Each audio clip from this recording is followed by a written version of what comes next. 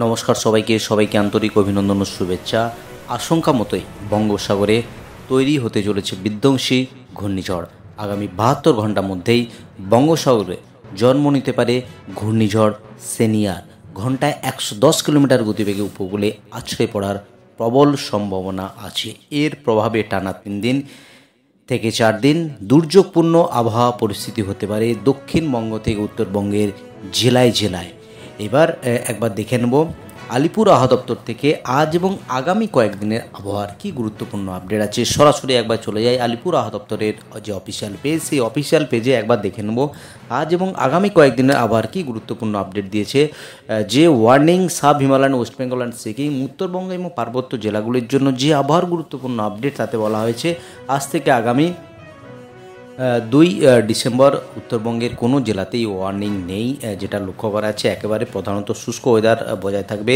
উত্তরবঙ্গ থেকে দক্ষিণবঙ্গের জেলায় জেলায় নিম্নচাপের যে প্রভাব সেটা একেবারে তামিলনাড়ু উপকূল, পুদুচেরি সঙ্গে চেন্নাই উপকূলে আছড়ে পড়ার প্রবল সম্ভাবনা রয়েছে। যদি একেবারে স্যাটেলাইটের মাধ্যমে দেখানোর চেষ্টা করি নিম্নচাপের বর্তমান অবস্থান এবং আগামী কয়েকদিন নিম্নচাপের কি পরিস্থিতি হতে পারে সেটা যদি একবার দেখি, তাতে লক্ষ্য করা যাচ্ছে আজ 26 তারিখ, 26শে নভেম্বর, এই মুহূর্তে আলিপুর আবহাওয়া দপ্তরের গুরুত্বপূর্ণ আপডেট যে নিম্নচাপের পরিস্থিতি হওয়ার সম্ভাবনা রয়েছে সেটা লক্ষ্য করা যাচ্ছে আগামী 28 এবং 29 তারিখ সেই নিম্নচাপের রূপ একেবারে শ্রীলঙ্কা থেকে শুরু করে একেবারে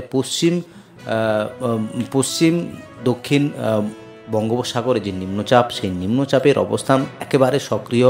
যেটা লক্ষ্য করা যাচ্ছে আগামী 27-28 তারিখ থেকে নিম্নচাপের রূপ নেওয়ার সম্ভাবনা রয়েছে এবং ঘূর্ণিঝড়ের আকারে সেটা একেবারে ল্যান্ডফল হওয়ার সম্ভাবনা রয়েছে আগামী 29 এবং 30 তারিখ। এই দিনেই এই ল্যান্ডফলের সম্ভাবনা রয়েছে। যে ল্যান্ডফলের সম্ভাবনার আশঙ্কা দেখা যাচ্ছে তাতে লক্ষ্য করা যাচ্ছে একেবারে চেন্নাই, পুদুচেরি এই যে জায়গার উপরে ল্যান্ডফল হওয়ার প্রবল আশঙ্কা রয়েছে।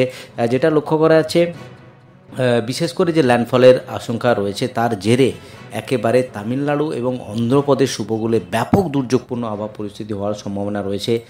যেটা লক্ষ্য করা যাচ্ছে একেবারে স্যাটেলাইটের মাধ্যমে যেটা দেখানোর চেষ্টা করছি, বিশেষ করে ল্যান্ডফলের যে এক্সাক্ট লোকেশান আপাতত যেটা বোঝা যাচ্ছে সেটা কিন্তু চেন্নাই পুদুচেরির এই কাছেই ল্যান্ডফল হওয়ার সম্ভাবনা রয়েছে। গত যে নিম্নচাপের আমরা দেখেছি, লক্ষ্য করেছি ল্যান্ডফল একেবারেই এই এরিয়ার পরে ল্যান্ডফল হয়েছিল, ফলে একেবারে দুর্যোগপূর্ণ আবহাওয়া পরিস্থিতি হয়েছিল। গত যে নিম্নচাপ বা ঘূর্ণিঝড় হয়েছিল তার ল্যান্ডফল একেবারে তামিলনাড়ু উপকূলের কাছাকাছি এসেছিল।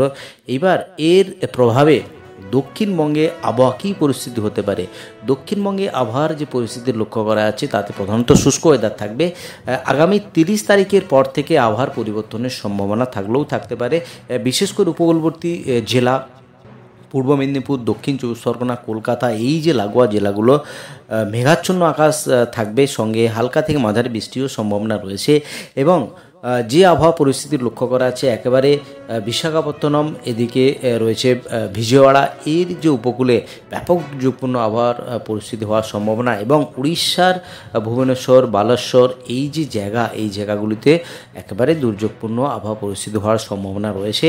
আবারও দুর্যোগপূর্ণ আবহাওয়া পরিস্থিতি হওয়ার সম্ভাবনা রয়েছে দক্ষিণবঙ্গের একেবারে উপকূলবর্তী জেলাগুলিতে এবং বিশেষ করে তামিলনাড়ু উপকূল সঙ্গে অন্ধ্রপ্রদেশ উপকূল, এই 2 উপকূলে ব্যাপক দুর্যোগপূর্ণ আবহাওয়া পরিস্থিতি হওয়ার সম্ভাবনা রয়েছে।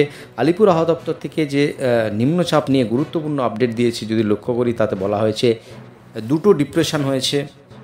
একটা ডিপ্রেশন ওভার মালাক্কা এবং low pressure over south West বে অফ বেঙ্গল, যেটা অ্যাডজয়নিং এরিয়া সাউথ শ্রীলঙ্কা। যেটা একেবারে দেখানোর চেষ্টা করলাম যে নিম্নচাপের যে পরিস্থিতি যেটা লক্ষ্য করি তাতে কিন্তু একেবারে শ্রীলঙ্কার এই যে জায়গা, এই জায়গাতেই রয়েছে একেবারে নিম্নচাপ এবং ঘূর্ণিঝড়ের পরিস্থিতি। সেটা যত স্থলভাগের দিকে এগিয়ে আসবে সেই ঘূর্ণিঝড়ের আকার নেবে, অর্থাৎ এর রূপ একেবারেই রয়েছে। যেটা লক্ষ্য করা যাচ্ছে আগামীকাল 27 তারিখ সেই নিম্নচাপের রূপ ক্রমশ চেঞ্জ হবে এবং আগামী 30 এবং 1 তারিখ সেটা যেটা লক্ষ্য করা যাচ্ছে চেন্নাই উপকূলের কাছাকাছি আছড়ে পড়ার প্রবল সম্ভাবনা রয়েছে। এবার একবার দেখে নিচ্ছি আজ সারাদিন আবহাওয়া কেমন থাকবে, অর্থাৎ সর্বনিম্ন টেম্পারেচার কোথায় কোথায় থাকার সম্ভাবনা আছে সেটা একবার দেখে নেব।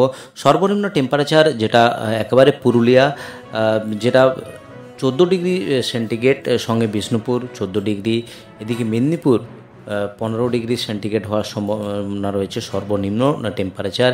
কলকাতার আশেপাশে যে টেম্পারেচার 16-17 ডিগ্রি কাছাকাছি থাকবে। Howrah 15 degree, Sundarban 16 degree, Alipore 16 degree, সঙ্গে বর্ধমান 14, কৃষ্ণনগর 15 ডিগ্রি, শান্তিনিকেতন শ্রীনিকেতন 13 ডিগ্রি, মুর্শিদাবাদ এবং বহরমপুর 14 ডিগ্রি 15 ডিগ্রি কাছাকাছি আশেপাশে থাকবে।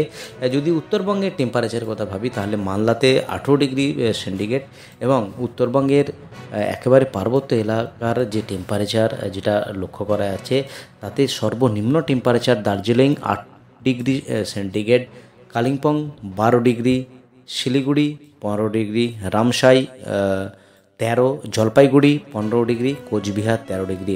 তো এই হলো টেম্পারেচারের গুরুত্বপূর্ণ আপডেট, নিম্নচাপের গুরুত্বপূর্ণ আপডেট, যেটা লক্ষ্য করা যাচ্ছে নিম্নচাপের যে বর্তমান পরিস্থিতি। তো আগামী 2 থেকে 3 দিন অর্থাৎ 72 ঘন্টার মধ্যে সেই নিম্নচাপের ভয়ঙ্কর রূপ নেওয়ার সম্ভাবনা রয়েছে। ফলে একেবারে তামিলনাড়ু উপকূল, অন্ধ্রপ্রদেশ উপকূল, এই দুটো উপকূলের ব্যাপক দুর্যোগপূর্ণ আবহাওয়া পরিস্থিতি থাকবে আগামী 3 দিন। ইতিমধ্যেই তামিলনাড়ু উপকূলের বিভিন্ন জায়গায় বৃষ্টি শুরু হয়ে গিয়েছে, এবং আগামী 72 ঘন্টার মধ্যে একেবারে দুর্যোগপূর্ণ আবহাওয়া পরিস্থিতির সম্ভাবনা।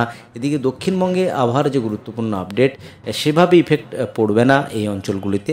ফলে শুষ্ক ওয়েদার থাকবে আগামী 30 তারিখ অবধি। 30 তারিখের পর আপডেট অনুযায়ী আবার আপডেট দেওয়া হবে। আলিপুর আবহাওয়া দপ্তর কী আপডেট দেয় সেভাবে আপডেট জানাবো। তো এই হলো আজ এবং আগামী কয়েকদিনের আবহাওয়ার গুরুত্বপূর্ণ আপডেট। আজই অবধি আবহাওয়ার গুরুত্বপূর্ণ আপডেট নিয়ে ফিরে আসছি পরের ভিডিওতে।